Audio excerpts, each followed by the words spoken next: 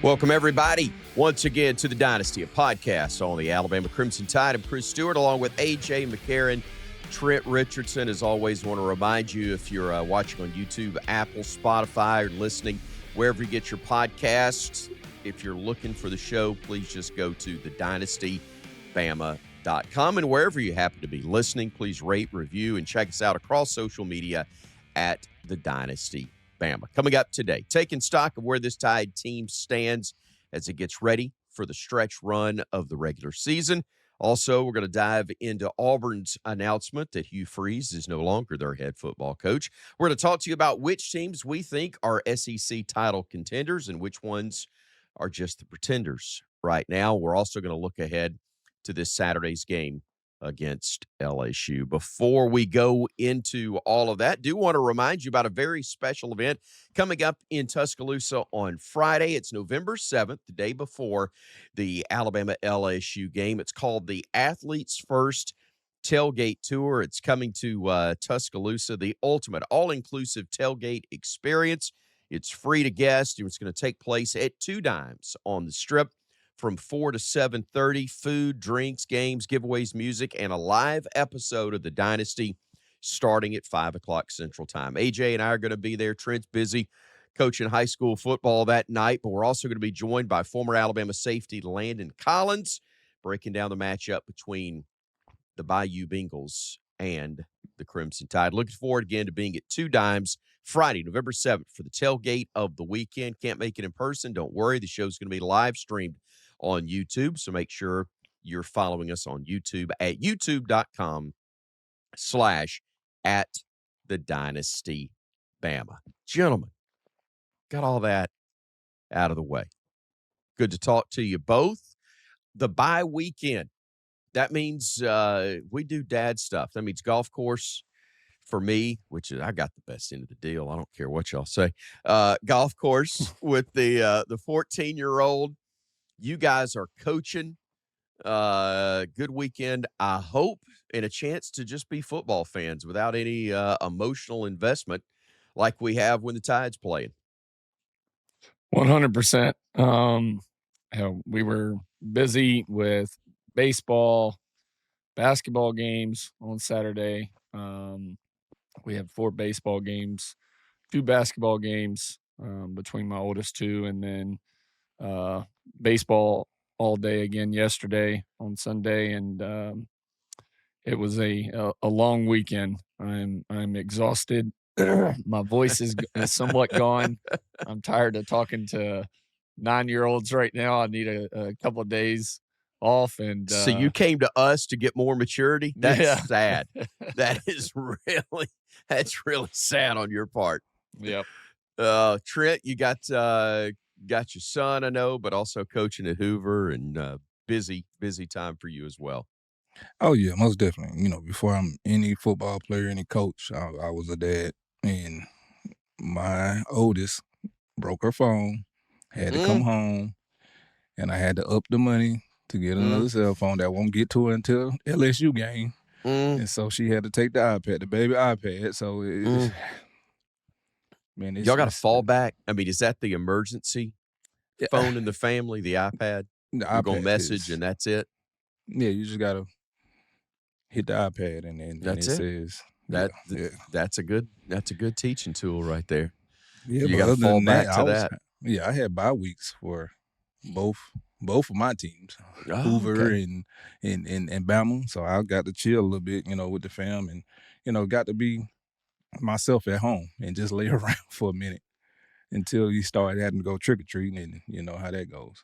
I got stuck watching the Big Ten over the weekend, and it was awful because I'm on YouTube TV and got everything blacked out of the games that we care. I'm sitting there trying to figure out Hulu Plus and trying to just add it for the weekend.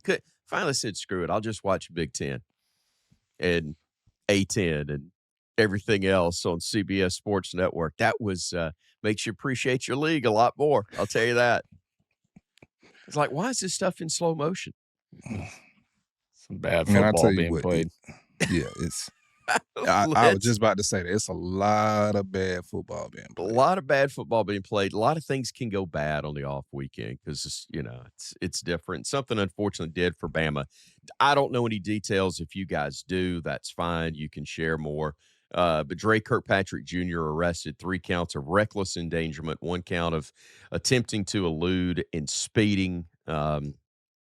Alabama, through a spokesperson, said, quote, "We are aware of an incident involving Dre Kirkpatrick Jr. and are working to gather more details at this time," end of quote. That's all I know. That's all I got. I'll give you a guess. He was speeding. He didn't stop, cause, issue there. That's a guess. That's all it is. And again, nobody likes distractions in the middle of a season. This is one, but this is probably something that's not talked about at all, guys. If it's Joe Johnson, I don't, I'm not downplaying it because it's Alabama. I just don't think that it's going to be a big deal. I wouldn't want to have to spend the time with Coach Ballou that Dre's probably going to have to spend. But in the grand scheme, I'm not sure it's that big a deal. Yeah, it's always tough. And listen, I'm sure his dad, Dre Kirk, who we played with, recruited, we spent a ton of time, came in the same year. Is talking to him and being the great father that he is. And listen, you got to learn from your mistakes. Coach Saban had a great interview at one time when he was still the head coach at Bama, and talked about everybody wanting to, when kids mess up, young kids mess up, to kick them straight out. And but nobody has a solution, right? Everybody has hey, well, we should just get rid of them. But nobody wants to talk about all the issues that come after that when you get rid of kids, right? So the biggest issue is finding a way to solve problems for these kids, or get them the help that they need, or somebody to talk to them and teach them lesson. And Dre's going to do that for his son, Big Dre. And listen, Junior will be fine and learn from it. And that's all you can do. You're young. Everybody makes mistakes. People love to point the finger and act like they live a perfect life when they got issues going on themselves behind closed doors, in the dark, when people aren't watching. So listen, everybody messes up. It's just some get put out there on Front Street more than others, and you learn from it and you move on. When it ain't your kid, Trent, or it's not a player from your fan base that you're a fan of, and everybody wants justice, and then when it's 20 years, whether it's your team or whether it's your kid, everybody wants mercy. That's just kind of part of it. Yeah, it's just one of those things, man. And to me, I'm always be real with my nephew. That's my nephew, y'all. Me and Dre had our schedules. We was roommates. One of my best friends. And I want to say all three of us, me, AJ, and Dre, we was really tight. And so for me, man, it's a learning lesson. Like, nephew, you know better than that. And I know his dad for to be on him, and I know his granddad's gonna be on him, Big Kirk. That's the one that him and his grandma I would hate to have to answer to. Damn what coach them talking about. I had to answer to my parents and grandparents. And so for me, I know he got a great family, and they're going to they're gonna talk to him. They're gonna get out this tail, and it's a wake up call, man, because you're playing good, you're on the field. Let's not push this scale any more behind than where we already at, because we know. I mean, for me, I feel like he should be on the field all the time. And so let's not push the mark to where, like, hey, stuff off the field is happening, and now you can't be on the field, but you got the talent to do it. Right. You got the brains to do it. And so, like I'm saying, like, you can't, like AJ said, you cannot criticize a kid and, just throw them to the doggone wolves every time something happens, man. At the end of the day, the key word in this is kids. Like, they trying to still find themselves, grow up and learn. And I mean, it's issues that goes on, but man, this is not an everyday problem for Dre Kirkpatrick Jr. Right. Yeah. One of the best lines ever heard goes back to AJ, something you allude to. Everybody wants to throw you out when it's not yours, and they think they've got it figured out about what should be done. You guys have heard the legends of, if you didn't actually see David Palmer play back in the day. I saw David Palmer in high school, saw him at Alabama. Never been a better athlete, guys, that's worn that same uniform y'all did, especially pound for pound, or in his case, probably ounce for ounce, because he was so small. But David had his problems. David got in trouble a couple of times, and people wanted Gene Stallings, just get rid of him. And Gene Stallings made the statement, and he was dead right. He said, David Palmer needs us a whole lot worse than we need David Palmer. And they did. David went on and had an NFL career, and life was still not easy for David. He had a lot of things pulling at him in a lot of different ways. But David did need football, and David did need to be at Alabama, and that's exactly what happened. I'm not saying their situations or circumstances are different. Just talking about the let's move on with them mentality that some people have is not. Sometimes it's the way to go, but it's rarely the way to go, the way that works. All right, let's move on. Let's talk football. Let's get to the stuff that I'm not going to say the stuff that really does matter, but the on the field aspect of things. Things could have gone a lot worse for Alabama after week one, and a lot of people were ready to. We talk about kicking people to the curb. That's what they were ready to do. A small vocal minority ready to do that with Kalen DeBoer. It's crazy. Here we are, at this point of the season, and all the coaches that won in week one that are now unemployed from high-ranking teams, high-ranking programs. Ooh, you starting off hot. Ooh. Yeah, it did. But now here we are. Bama's won 7 straight. Who do you credit with the season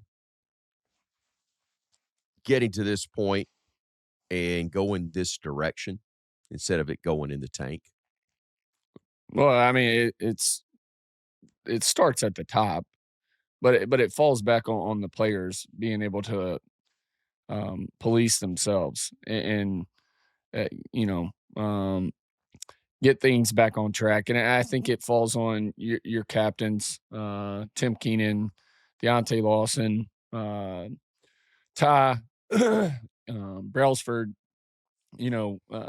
guys that wear the C on their chest and then the, unsung heroes of the guys that come in and practice hard each and every day, that don't get the credit, that push and do everything the right way. And they're a leader by example, and not so much from a word standpoint. Those are guys that starters will look up to as well. So, but it's like I said, it starts at the top with Kalen, and for him to realize, okay, I have to change my ways. I'm not in Washington anymore. I'm not on the West Coast where everything's soft. And I got to change my mentality of being able to show some emotion on the sidelines, push guys, not just for the team itself, but for the fan base, because that's the Alabama fan base. The Alabama fan base wants to see some fire from the head coach. They've seen it for over a decade from the legend himself. So guess what? They want to see a little bit of that. It's in their system now to get after a player or get after a referee. That gets them excited. That lets them know, like, hey, this dude has something about him. And he had to change that. There's been plenty of interviews where kids, teammates have said that. The players, coaches have all said that hey, this is him. He's definitely had to grow and change a little bit. But starting there and then falling back on the players, and the captains taking charge and saying, hey, this is how things are going to go. It's been awesome to see. Trent, what are your thoughts there? Where does it, and not necessarily just with Kalen DeBoer, maybe making a little change in how he approaches it, but I contend it is players. A big part of it, the major part of it is players. Didn't hurt to get Tim Keenan and Jam Miller actually on the dadgum field uh, after week one. We can talk all the other stuff with emotion and coaching and players and rallying and all that stuff. Getting your best players on the field helps more than anything else, doesn't it? Oh yeah. Yeah, definitely when you get the older guys and guys that been there for the longest. Um when the guys that know the way and they're not first year guys. They're not, I ain't saying second year guys, they can be, a pretty big penny in that too. But you got to get those guys on the field that's your big name guys. And when I say by that, not just in on the field, like in a locker room. Like, Yeah. who are the guys that are the big name guys in a locker room? What I mean by that is, like AJ said, the Tim Keenans, the Jam Millers, the Braids, the Lawsons, those type of guys. Because when they say something, it means more, and you don't want to let your brother down. I don't care what anybody say. I did not want to let one of those guys down that I know how hard they work. That was just me, and I didn't want to waste the person time that was doing all the training for us, or that was, coaching us hard as hell. I didn't want to waste their time either. So that was another thing for me, man. I didn't want to let those guys down. And so for me, I had to blame this on AJ McCarron, y'all. AJ. Uh-oh. That first Let's go. week, man. Just got real. What Nah, am I'm I getting playing. blamed for? Oh, for how the season going now. Oh. I'm giving you your flowers. Nah, I'm just playing. But nah, man, I think I just think, man, they found a way and it's been working for them. And I mean, even with like them letting folks know, like, no matter what, we're gonna get Cade Proctor involved in our offense of scoring or trying to get to the end zone or the red zone. Like they just letting you know, like, we having fun and we're gonna do whatever we want to do to y'all. We're gonna pose our will. And that's what I appreciate about it. Along those lines, 8 games in, who's the MVP on offense and who's the MVP on defense? I'll give you Does it mine while gotta y'all are be thinking. one? I'm gonna give you. I'm just kidding. Steve, you know how Steve Borg is. He's a great producer. He's putting this Yeah. stuff for us to pick one, God damn it, Steve. and we may go with 2, and I can certainly understand that. But if I've got to go one, and I know the quarterback who he is, that's an obvious. But if you got to go different, I'm going to go Jeremy Bernard on offense. And I do think it's Tim Keenan, the defense, based on what we've seen in terms of shoring up the middle and making sure the middle is not the soft spot as it was in week 1. So those are my 2, Jerm and TK. Yeah. So I'm gonna break the rules, like usual. I got 3 There's a shot. on offense. I think it's Ty. Like I said, there was a ton of people after that first game freaking out, blaming Ty. I came in here, and Trent said the same thing, but it was more of a Aaron Rodgers-esque of spelling out calm and then saying it 400 times to get people to calm down and relax. Ty,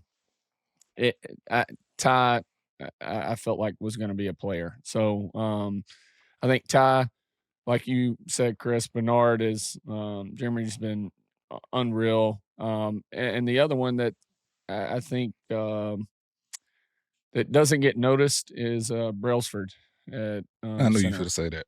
So I love centers. I think they're the heart and soul of the O-line, and we got a good one. And it's been awesome. Proud of him. It's been awesome to watch him play. And listen, even when the O-line's been weak, it's never been him. So he battles his tail off. And watching him in the Florida State game, I went back and watched that game so many times. But even from the first game of the year, he's never been the issue. and Right. you can go to battle with a dude like that's going to fight each and every down. No question. All right. So, is there a guy that has been a surprise for you?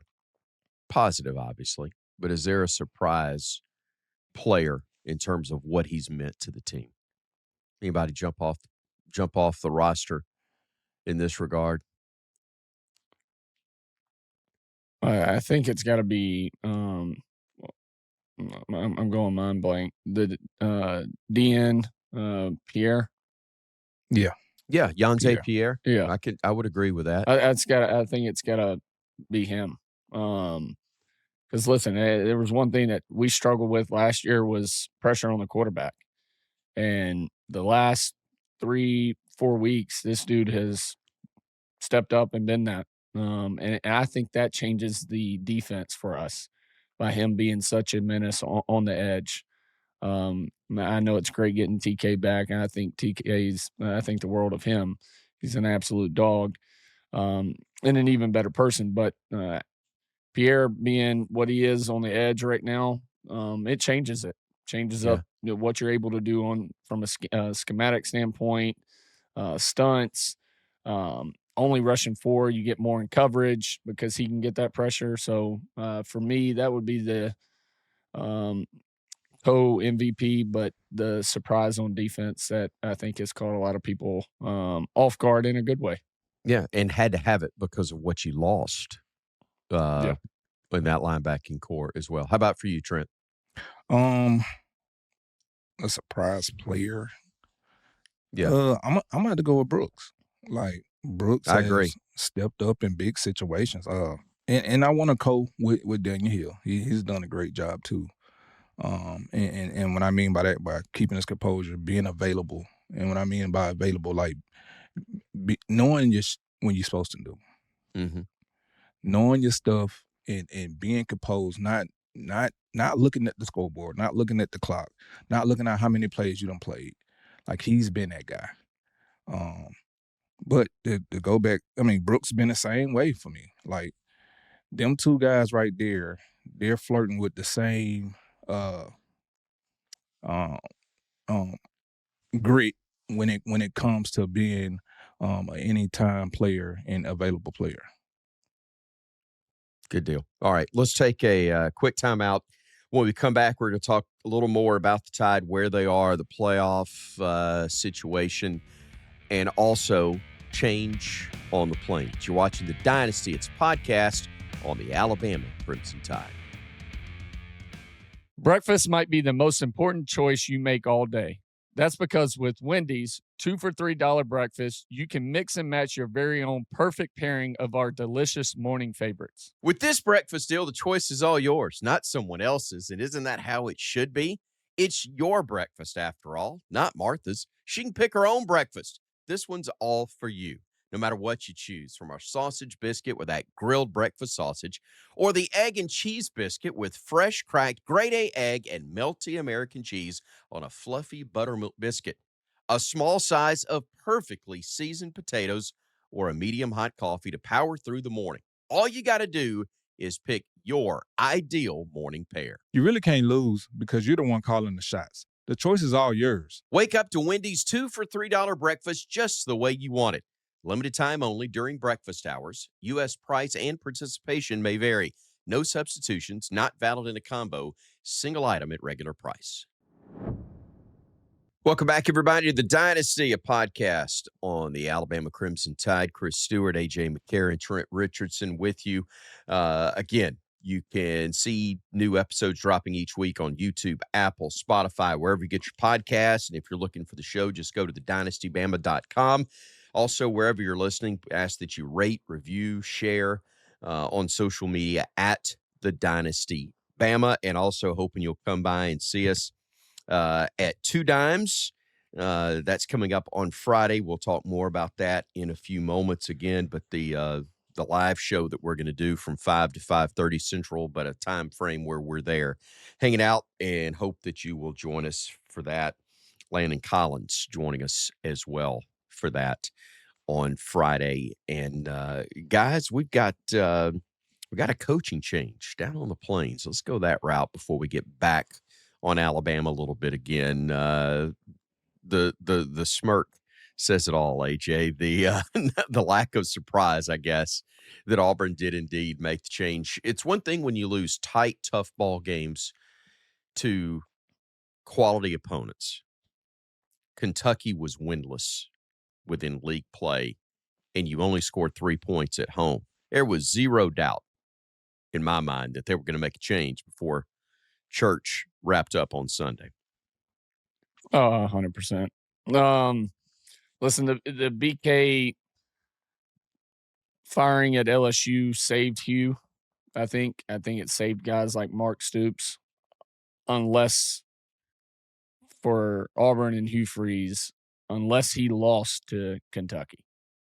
Yeah. I think he was going to have his job and finish out the year and be the head coach going into next year until he lost to Kentucky. And the way he lost by only scoring 3 points.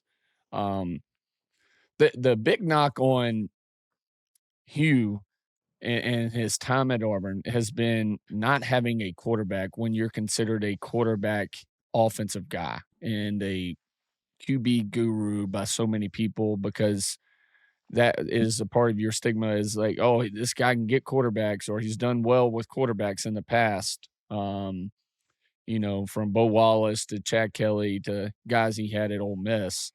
And it hasn't worked out that way. And you went out and paid Jackson Arnold, who I was saying before the year started, I didn't understand that. Paying him what they paid him, I think $2 million, a little over $2 million, maybe 2.4, somewhere in there. But I didn't understand that pickup. Yeah, he can run, and yeah, he showed promise with his legs at at OU, but from a passing standpoint, that it did not fit that offense, and that offense kind of changed throughout the year. And they started off the year great at Baylor. The offense they rushed for a ton of yards, and it kind of got back to a drop back style offense, and that's not what Jackson Arnold does. So, losing to the opponents they lost to by the margin they lost, to them by was I thought pretty positive leading up to the Kentucky game. And but at home versus a winless in the conference Kentucky and only scoring 3 points. I ain't saying you got to leave the state, but you got to get your ass up out of here. You ain't got to go home, but you got to get up out of here. Get the hell up out of here. Oh, Trent. Now they got to go hire another coach, and ain't a ton of them out there right now. AJ on the block, coach. Coach AJ. He's doing everything else. Why not? Why not? And this is not orange. That's right. That is red. That is red and blue. Oh, man. Yeah. More of America. American mallards. That's all that is. American mallards. No, it's crazy that you bring that up, because is Auburn a good situation right now? And I think it's a gold mine, but it's a good situation right now with how the SEC going, like to not have a quarterback. I ain't saying that he can't play, but his style of offense is as we seen, it's not drop back, right, AJ? No, it's not at all. And so, and to have an offensive minded head coach, and I think that's why they kind of got Hugh out the way, because he is the quarterback guru, as they say. He's supposed to be that guy. But when you think about the losses that they did have, when it comes down to the score, I think the average 7.5 points they lost by. Yeah. And it wasn't nothing big, and it was just like, and I'm with AJ on that point. It was like, it's almost like, for me, when I played with the Browns, like we would lose close games, but it was like a situation where it's like we were still losing. Like we was always in the game, but we never could finish. And like, how do you get past that? And everybody go by statistics these days, right? Like that's what is. What can you do for me now? And for them not to be winning any SEC games, Kentucky, and you mustered up 3 points against them. It's tough sledding out there, man. But like I said, it's gonna be. I said this last episode, but it's going to be amazing to see somebody last longer than a 10-year run or get up to a 10-year run for these big Power 4 schools now. Power 5, Power 4 schools. Interesting talking about future head coach for him. I think I know from people John Summerall wants that job. I think before Tulane got blown out against UTSA this past weekend, I think they played maybe Thursday. I saw it. I think that's the night it was. Maybe Friday. I think he probably would have been the number one guy on their list. I mean, he's high, I would say, probably on the LSU job, before that loss. But that also Tulane losing the way they did to them, getting blown out. I mean, that kind of knocks him off. But I'm hearing that John Summerall really wants that job at Auburn. So it'd be interesting to see what route they go. There's two names that I've seen on the list. Well, and one of them, I don't think either one of them have a chance at getting the job. But I think either would be decent hires at a minimum. One of them's DJ Durkin, current defensive coordinator. And again, defense has not been their problem. No. That defense has not been their problem at all. In fact, it's been really good. But the other is a guy they've tried to hire in their past, wanted to hire in their past, didn't get it done, couldn't get it done. I'm not talking Bobby Petrino, but Jimbo Fisher. I've heard that name. And do you got to be a Auburn guy for this job though? Like, do they need a Auburn guy in there? I don't know that they do. No, but and again, we're speculating on stuff we kind of know from the periphery, but we don't know inside because of our connections. But they want somebody that fits a mold. I know they don't want to go west again. They won't go to Boise, but I think they will. I think beyond that, a lot of different looks are on the table. And I think Gruden will be I think Gruden's going to be in talks. Be a heck of a hire. Just from a name recognition. I think if you're Auburn, you got to go. You got to go one way or the other. You got to go young and a younger coach that's willing to get out and build the program back up, because the name recognition is not, as a university, is not what it used to be when you had Cam and all of that. So you got to have a guy that's willing to get out and recruit at a unbelievable pace, or you got to hire somebody with some name recognition, a Jimbo Fisher, John Gruden. Like you got to get a guy that is off the name. Off the hiring of his name alone is going to get kids excited and Auburn's calling, let me just take the call, rather than Auburn's calling, here, voicemail. Where would you rank the 4 SEC jobs that are open right now? You got LSU, Florida, Auburn, Arkansas. Of those 4, in that order. Rank them in order, best to worst. In that order you just read.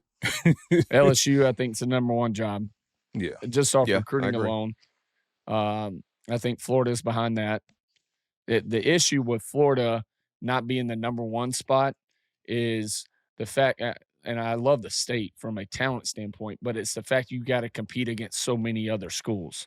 You got to compete against Miami that Cristobal has, before last couple of weekends playing well, but they had some excitement back into the program. They're bringing the old school players back. You see the Michael Irvins and guys on the sidelines where they want to get that old school U feel back to it.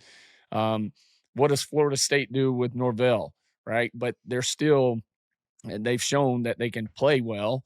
And Florida State has so much tradition and history there that kids are excited. They grow up Florida State fans, right? So, um, and then you got UCF, you got South Florida, you got all these other schools down there that are building up their programs and have a bunch of excitement. So that's what makes LSU, because LSU really isn't competing against anybody. They're not getting the same kids that Tulane's getting, or Louisiana Monroe, or La Tech, or so I think, and then Auburn I think is behind that, and then Arkansas.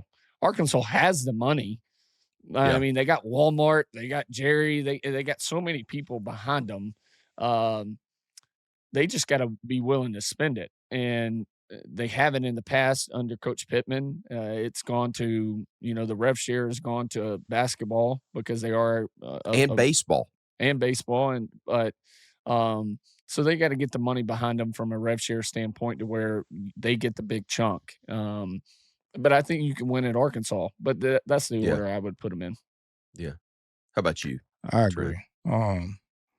Yeah, especially with the LSU job being, at the top of the list. Because you think about it, like AJ said, you don't have to compete with the SEC. You don't have to compete with the big teams out your state when it comes to Louisiana. Like LSU gonna always be the big, fish in that pond.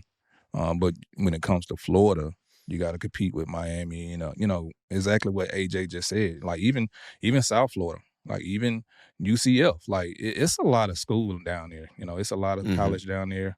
And Florida's a big state, and it got a lot of kids. And trust me, it's a tons of talent in Florida. I'm from Florida. I love being from Florida, but far as a job right now that's not established, I ain't gonna say they're not established, but far as like they're not going up right now, it's gonna be tough to get in. It's not gonna be tough to win. It's gonna be tough to recruit when you're talking about all those teams down there that's like on the uprising. University of Florida's always been good, Trent. Yeah, but it's only been elite twice, and that was under Spurrier and under Urban. Yeah. And even then, they only won once. I'm talking about the whole thing. LSU's won multiple national championships in the last 25 years with different coaches at every Twice with knuckleheads in charge. Yeah. So, I mean, I think that alone shows you that you can win at LSU.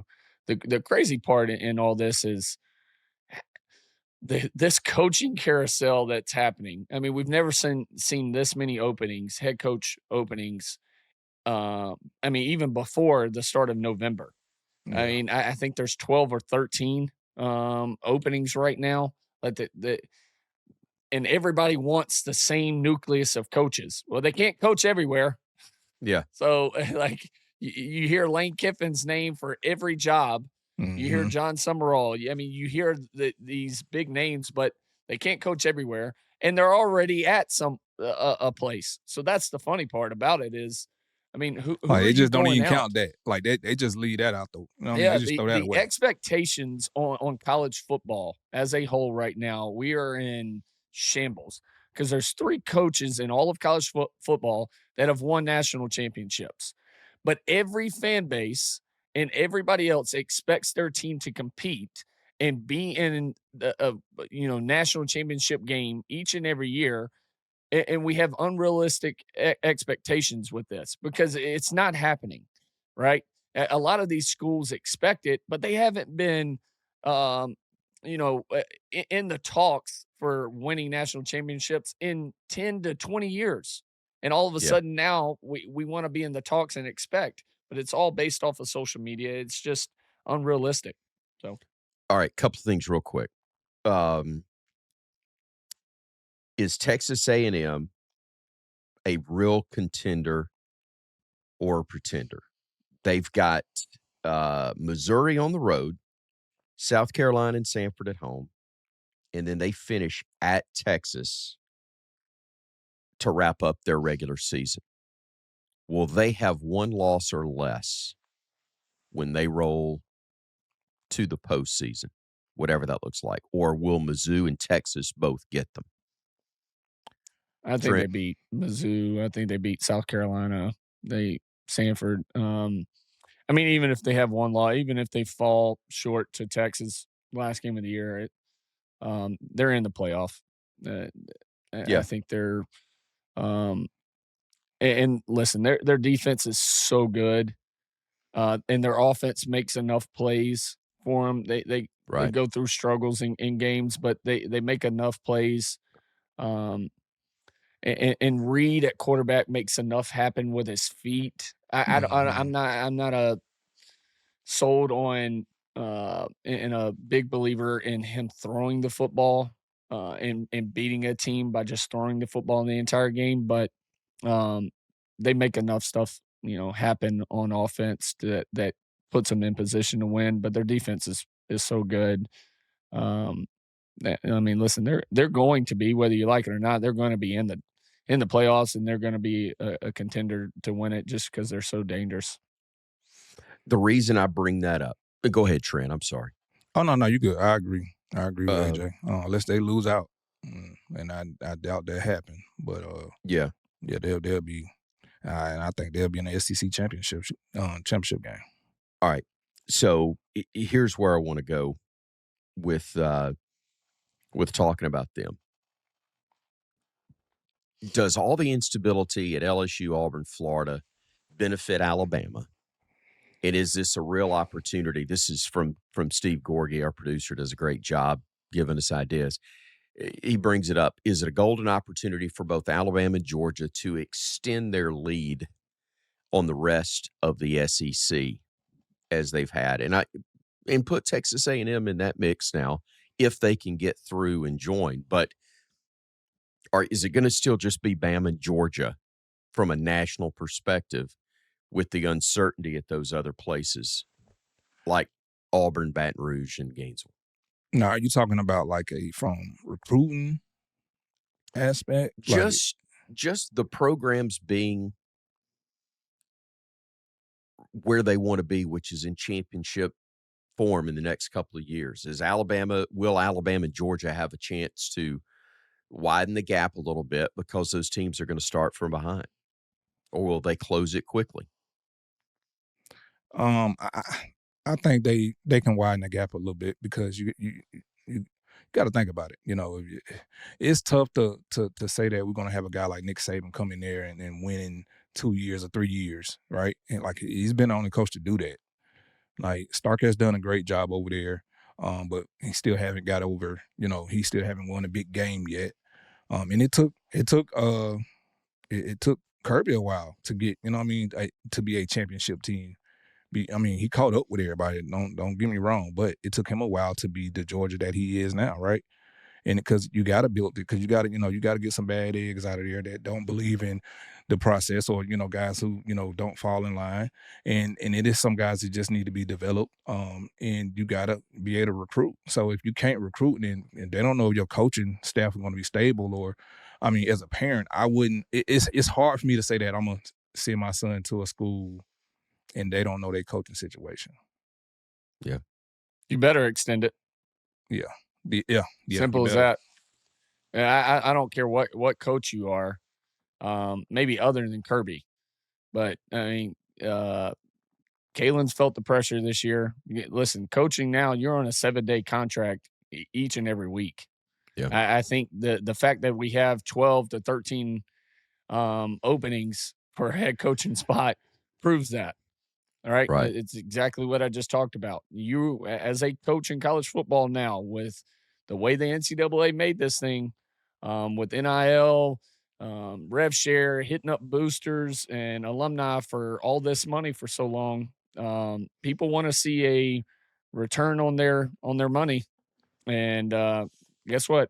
If you don't see it, that brings pressure. Pressure brings firings. So you better take this opportunity to extend it when so many other teams and universities are in limbo on what direction they go, and you have a solid base under you right now. You better build off that solid base and start adding levels to it. So levels to this. I was hoping Trent finished out that lyric. Get him in trouble. Nah, you ain't gonna Yeah. get me. I know. Yeah. Listen, I know my What limits. a shock. You still, y'all been done for years and you still trying to get him in trouble. Listen, I know my limits. I Goes know back my to- limits. Goes back to the recruiting visits. All right. Well, we come back. Must-watch games of the week brought to us by Wonder Fan, and also going to look around the rest of the SEC one last time and look final thoughts on Bama and LSU coming up. Stay with us. And again, don't forget, we're going to be with you on Friday as well. We'll talk more about that on the other side of the break here on The Dynasty, a podcast on the Alabama Crimson Tide. Support for The Dynasty comes from Google. Being a college football fan these days means you're part analyst, part GM, and part rules expert. The game is just so much more complex than it used to be. 1 minute, you're trying to decode X's and O's. The next, you're debating the transfer portal. This is what college football fandom is all about, and AI mode in Google search is perfect for it. It's built to handle all those nuanced, complicated questions that go way beyond a simple stat. You can ask it to do a deep dive on strategy, like break down how the spread offense compares to the pro style offense based on philosophy and pace. Or then you can pivot to more off the field elements and ask, what are the main reasons there have been more college football transfers in recent years? You can even get real-time analysis, like asking how have this year's college football rules changes impacted the season so far. AI mode pulls all the info together for you. So whether you're wondering about a complex scheme, a new rule, or why your favorite roster looks so different every year, you can just ask Google.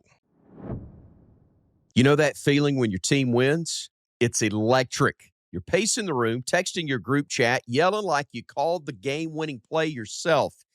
Now imagine that winning energy hits right as your DoorDash order arrives.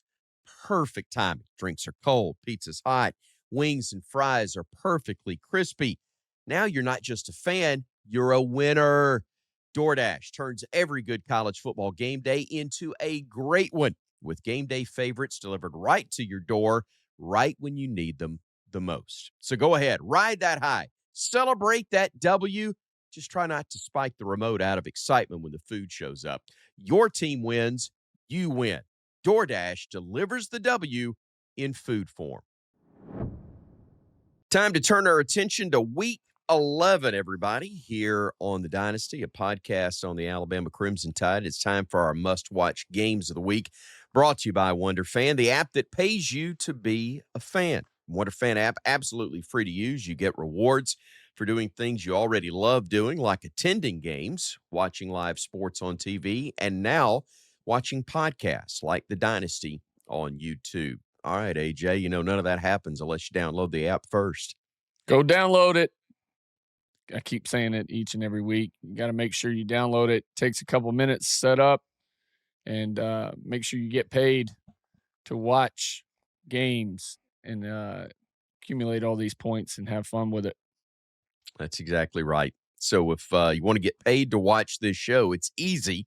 You're going to earn 50 Wonder or points by submitting a screenshot in the Wonder Fan app as you watch our podcast on your connected TV or any second screen, just as you do when watching live sports. But there are so many other ways to earn, too. The Tide's hosting LSU this weekend. Want to remind you that anyone using the Wonder Fan Attend to Earn feature, when you're at Saban Field at Bryant-Denny Stadium, you're going to earn double points all season long. And as always, you earn double points when you use Wonder Fan's Watch to Earn feature for any of our must-watch games of the week. So outside of the big one in Tuscaloosa, Trent, what game have you got your eye on? Man, I got my eye on the 8-0 BYU and the 8-1 Texas Tech. So this game right here is going to be big because of Big 12, and it's probably going to decide who's getting into the college playoffs and out that league. And I'm loving what BYU is doing with their running game. They got a big running game led by the running back LJ Martin. I think he rushed over 780-something yards already. And then a quarterback, he's a freshman. His name is Bear. I ain't going to try to pronounce the last name. We're not going to do that today. But Texas Tech has had a great defense, and they do have a linebacker over there named David Bailey that has 11.5 sacks. And so I'm with the Bailey game this weekend, man. So I'm definitely paying attention to the BYU and Texas Tech. BYU and Texas Tech. Y'all heard Christmas in December? I'm going Holiday Bowl in November with Baylor and Texas Tech. That's what that sounds like anyway, but it is a good one. Only one loss between the two. AJ, who have you got? I got A&M at Missouri. Can A&M finish strong? Marcel Reed, this defense that A&M has. Listen, Missouri is a even more now one-dimensional offense than they were before. Prayers up for Perbula and going through it. It's unbelievable that that leg wasn't torn up, but Ahmad Hardy, he's got to carry a bunch of the load. So I think A&M blows this one out and stays undefeated. And for those that were curious, it's Bear Bachmeyer that were worried about Trent there, that Trent was going to stay the heck away from. It's the way it's spelled. I understand. I understand. All right. Don't forget, you're going to earn double points when you use Wonder Fans Watch to Earn feature. We're going to add to, we may come up with something new for Trent next week, but that Watch to Earn feature for any of our must-watch games of the week. BYU, Texas A&M, Missouri, and, of course, LSU and Alabama. The best part, you get to redeem those points for things you actually want, like memorabilia, gear, gift cards, some of your favorite restaurants and retailers. Trent, what you got your eye on gift card wise? Listen, to me, is every week I'm going to be at Dick's Sporting Goods store because TJ is now, he's in 14.5 shoe. And so his feet is growing almost every other week.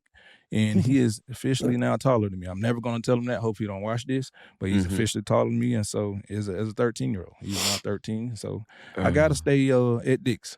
I understand. So if you're getting ready to get paid to be a fan, visit WonderFan, WUNDRFAN.com to search for WonderFan in the Apple or Android app store to download the app. WonderFan, where it pays to be a fan.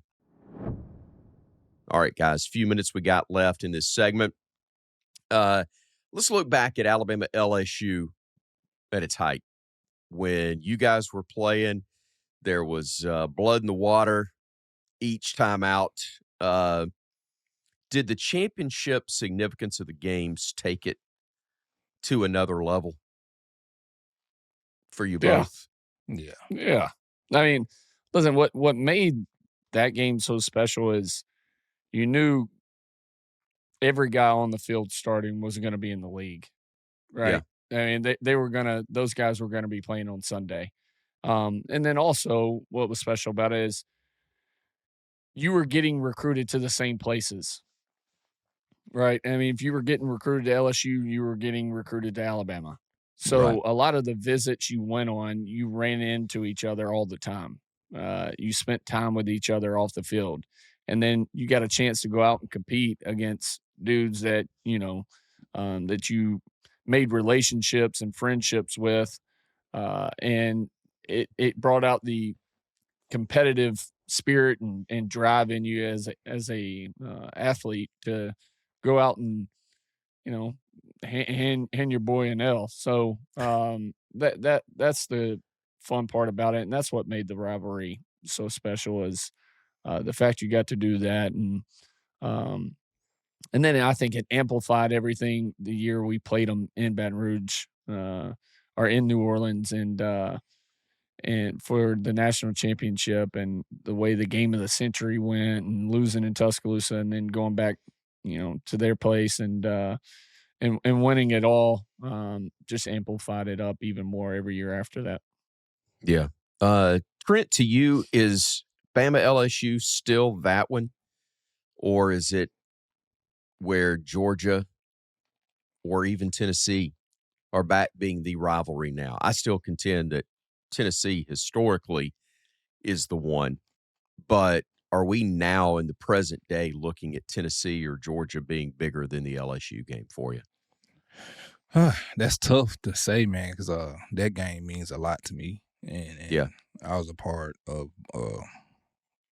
the game of the century or millennium, whatever they called it. Game The of the one that didn't century. matter? Yeah, I guess it mattered. But yeah, that Turns one, out it did. yeah, it turns out, yeah. But that game there and being a part of a really a legacy that actually started, to me, I think it started the college playoff system. I agree. And so for me, man, it's hard to say that, but I know Georgia and Bama, that rival now is deadly. It's almost a LSU and Bama rivalry when we was in school. The only thing about it, LSU and Bama, we went back and forth, right? Right. Because I think I got 2 wins against LSU, and I think I got 2 losses. That might be the only team that I might have 2 losses to, in my college career. But like AJ said, like you see those guys. If you was getting recruited by one team, you was getting recruited by all of them. And you see those guys. And when he said that, it brought back a memory of Sam Montgomery. And AJ, I know you Sam. Sam, for signing day, Sam went on national TV and told these folks that after he signed at Sports Center, that I was actually going to sign at LSU. Whoops. Later on, I was going to sign at LSU. And I'm like, wait, what? And so Sam would do that type of stuff, like to throw everybody off. And we used to call Sam like Supersonic or something because he thought he was a cartoon character.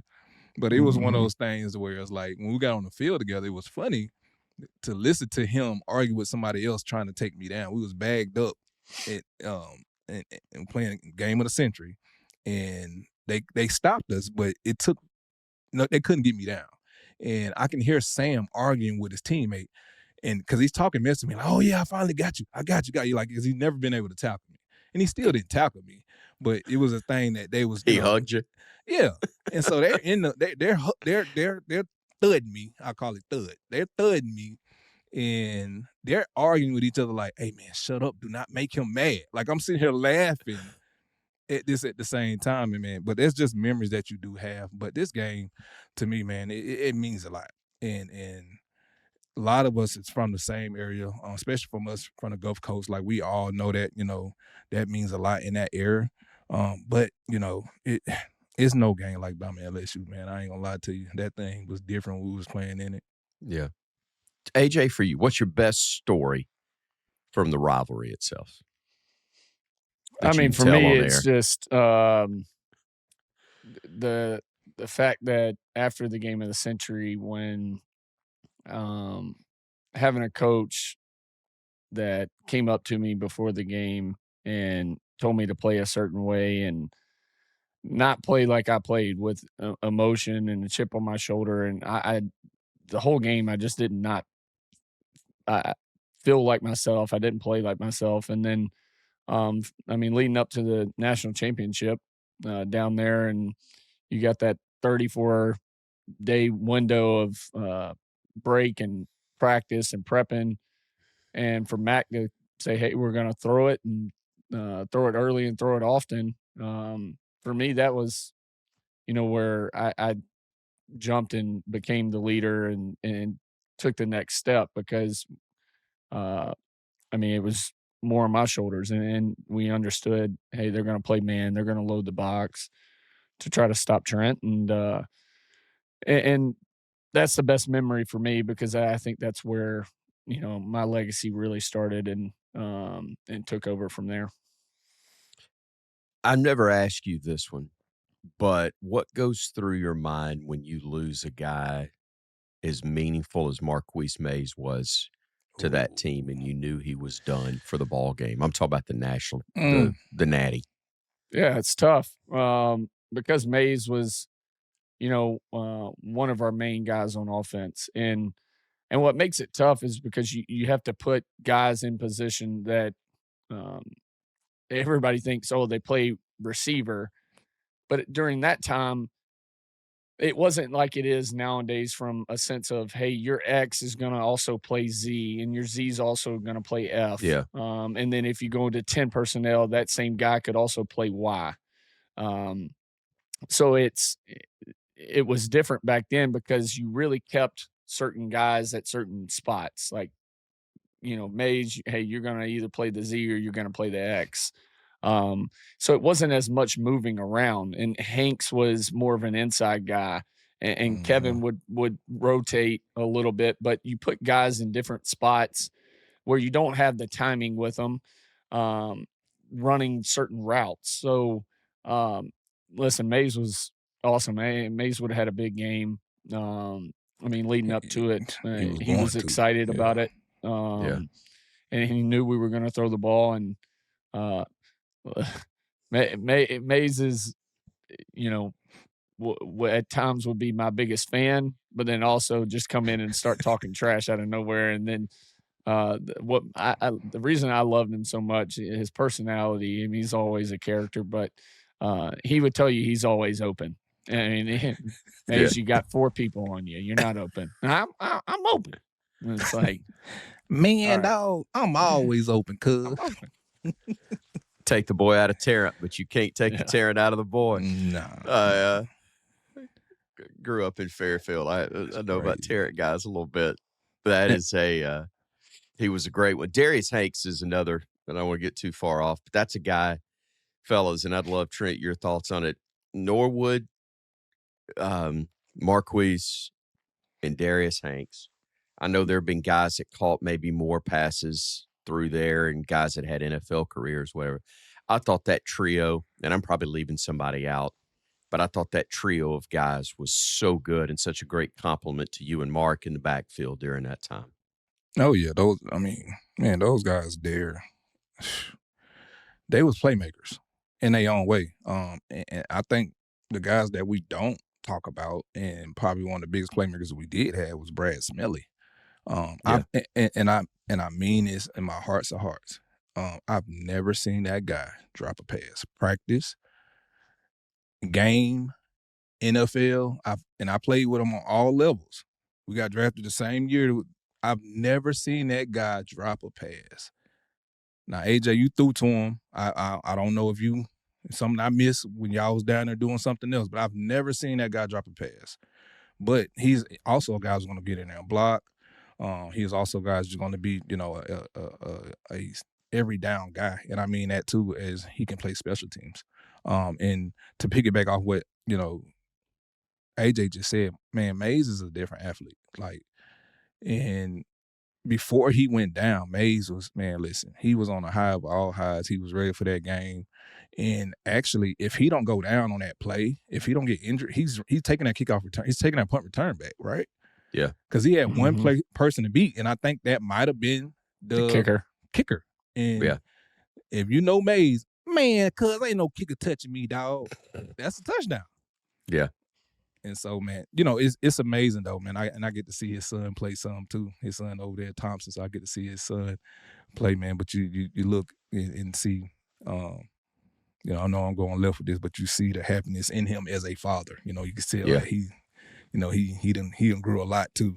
But man, you definitely, Hanks, he was different. Kevin, I actually told Kevin, I said, Kevin, you're going to win this game for us. And I said, man, listen, they're going to handicap me. Mays now. You're going to have to win this game. I told AJ that too. Like, AJ, you're going to have to win this game. Because I remember AJ getting in my ear. I think it was going into halftime. And I think it was you and Mays because they was doing everything they could to load that box. And it was just tough times at times, but it was just like, man, we shooting ourselves in the foot with penalties too, and it was stuff going on. Having to settle for field goals. Yeah, having to settle for field goals, and like, bro, we worked too hard to be scoreless again as an offense in a national championship game, and we fought our tail off to get here. Let's go real quick as we wrap it up, breaking down the matchup, Bama and LSU this year. Frank Wilson's the interim head coach. Joe Sloan was fired, the OC.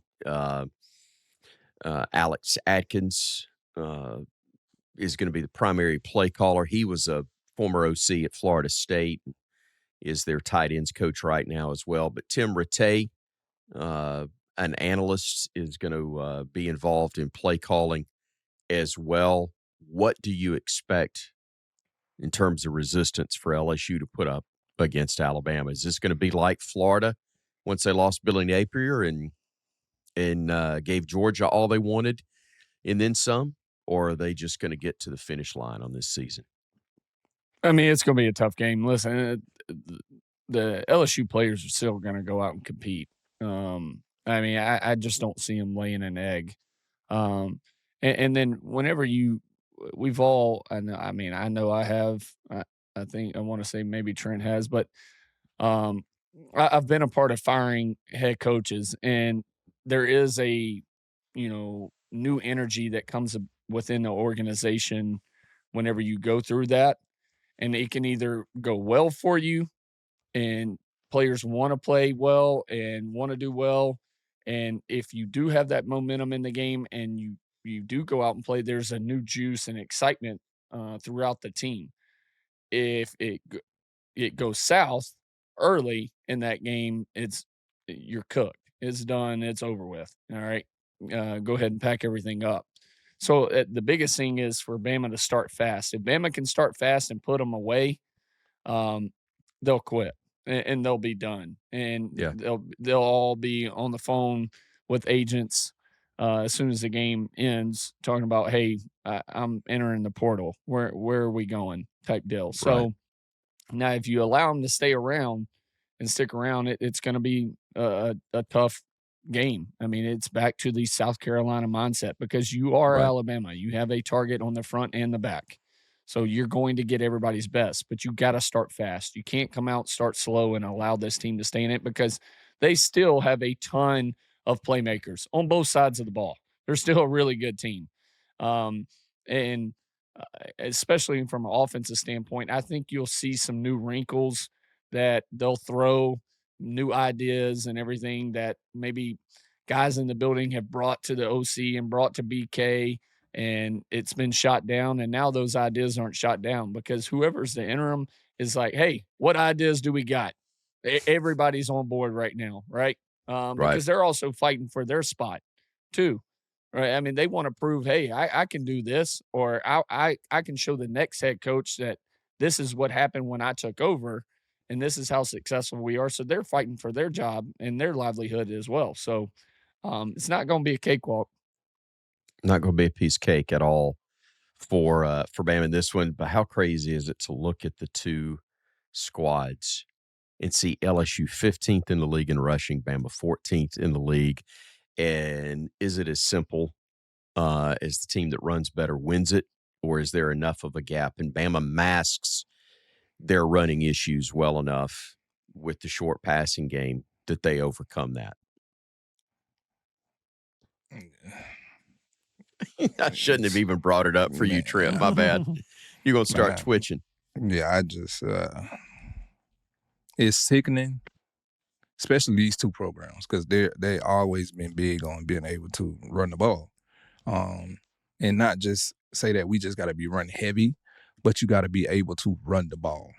Like, and I just looked up a stat, and it's nothing to the kid. Jan Miller is ranked 28 in the league.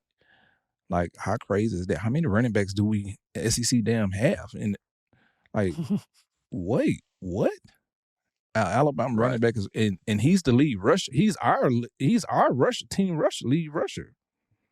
And so if he's at 28, then ain't no telling where the other guys at.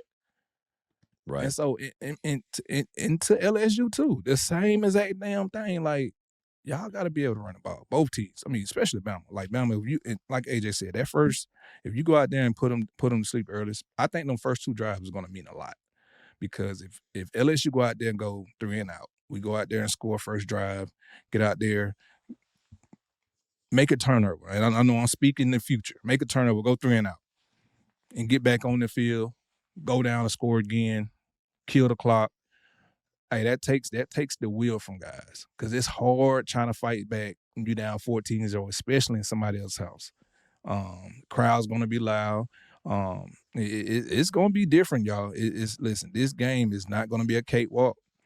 And I'm telling you, man, you better be able to come and play, because I'm telling you, those guys, like AJ said, they're fighting for their livelihood too.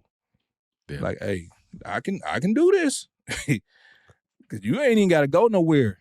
You ain't got to go nowhere to get another coach. You can stay right here That's what I'm saying. If I'm,